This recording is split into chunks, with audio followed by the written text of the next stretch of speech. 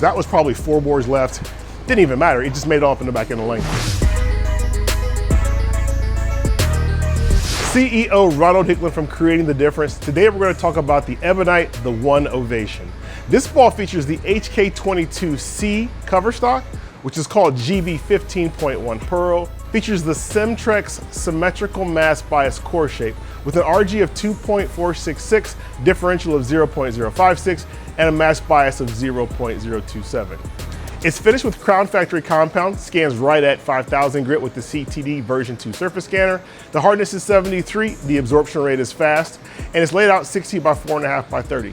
Now, what some of you may not know is that I actually designed this core shape quite a long time ago. So when I designed this core shape, I actually designed it to be symmetrical on 2 different planes. What does symmetrical mean? Well, basically it means if you cut it in half, you get the same half on both sides. So as an example, if I were to cut the bowling ball in half this way, you're gonna get the same half on this side and on this side. Also, if I were to cut the ball in half this way, you're gonna get the same half on this side as you do on this side. That's what makes it symmetrical. Now, what makes it mass bias is there actually is a difference in the mass between the axis that goes this way through the core and this way through the core. That's what makes it mass bias. Also, because it's symmetrical mass bias, it actually isn't completely symmetrical, right? Because if I cut the bowling ball in half this way, this top half and the bottom half are not the same. So even though it's called symmetrical mass bias, it's got what we call 2 planes of symmetry with 1 plane of asymmetry. And what makes this core shape so special is because it's low RG, high differential, high mass bias, it gives you a very, very aggressive change of direction down lane. So I'm kind of curious to see what happens when they put HK22C, which is their most powerful, most aggressive cover stock, on this bowling ball. And we're gonna find out together right now. First shot don't count. So you may notice there's a head pin that's colored. Here's what's interesting. This time what we're doing, we've got 2 pins in there that are colored, and they need to show up in the 7-pin and the 10-pin spot. If that happens, then something unique's gonna happen for you, the viewer, in the first 24 hours. Flat 7-pin. Man, we dislike flat 7-pins. Hey, do me a favor, let me know what your favorite core shape is of all time. The One is obviously one of my top favorite ones of all time. But let me know in the comments what your favorite core shape is of all time, of all the bowling balls you've thrown. And since we're back to Bowling League now, welcome back to League. Let's go have some high scores, get some honor scores, and have some fun. That's a better shot. Oh, we wrapped the 7-pin. If you don't know the difference between a wrap 7-pin and a flat 7-pin, this is it. Same thing if you're a right-hander, it's 10-pin.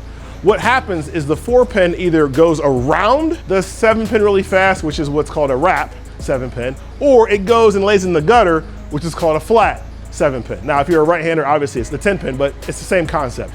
You really don't like to see your ball leave the flat. That's not necessarily good. The wraps is not great, but it's not so good. And really what that signifies is kind of how the bowling ball's hitting the pins. If the bowling ball's coming a little behind the head pin, you're gonna leave that flat one. If it's coming a little bit higher than that, you may leave the wrap. So that's kind of the difference between the 2.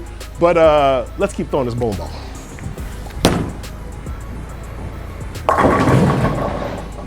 Now, if you watch my videos, you know I'm not a fan of the 7-pin, 6-pin reaction. That's not a good reaction at all for anybody, because it basically means that you're kind of in jail right off the rip. So I'm gonna go to a different hand position and see if we can kind of kick that out, get around that situation.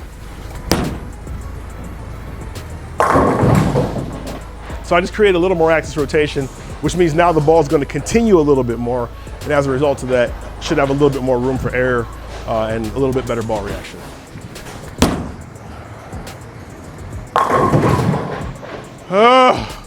Flat 7-pin again.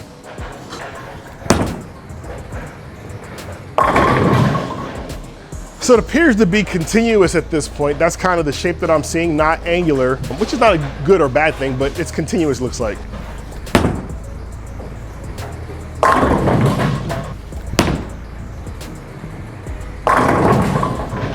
Okay, so let's move to the left a little bit, take the hand out of it, kind of see how it rolls that way. Okay, 6'8", I mean, it's not bad. The ball was definitely straight through the front there, like it's supposed to be. It didn't actually roll bad at all. That's a good shot.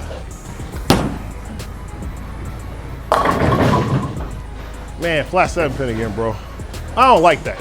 Like I don't like that. It feels like something's off there. Let's move back right.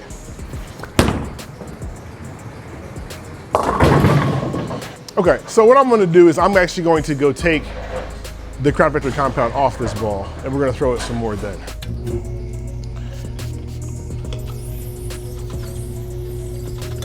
Okay, Crown Factory compound is now off. This ball is now at 4,000 grit. Let's see how it rolls now. First shot does not count. Let's get the lights on too. So that's interesting to me. It looks a little bit stronger down lane now. I'm gonna move 2 right.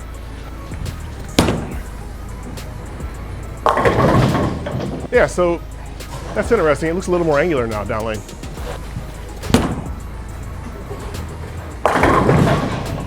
Yeah, I think I like it a lot better at the 4,000 grit. I think now it's actually clean, but still angular. That's a good thing. That's way left. Yeah, bro. So it just goes to show you how important adjusting the surface is. That was probably 4 boards left. Didn't even matter. It just made it up in the back end of the lane. So definitely, if you get this ball and you don't like the surface, change it. I promise you there are 2 colored pins in this rack. I haven't seen both of them yet, but I promise you there are 2 in there. Yeah, we got a head pin. Nah, we ain't doing nothing on that. You should have watched the last couple of videos. We ain't doing nothing on this. It's gotta be the 7 pin and the 10 pin spot. And it's gonna be a better deal anyway. Woo. Definitely more angular. Definitely a much more angular piece now.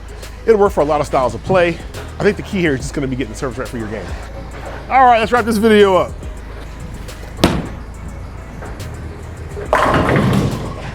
Well, now you got more information about the brand new The One Ovation. Head over to our website, ctdbowling.com. Pick you up one of these bowling balls. Not a member of our staff, join our staff. It's an opportunity for you potentially to come here and do a bowling ball review with me. On behalf of Creating the Difference, I'm Ronald Hicklin. Talk to you next time.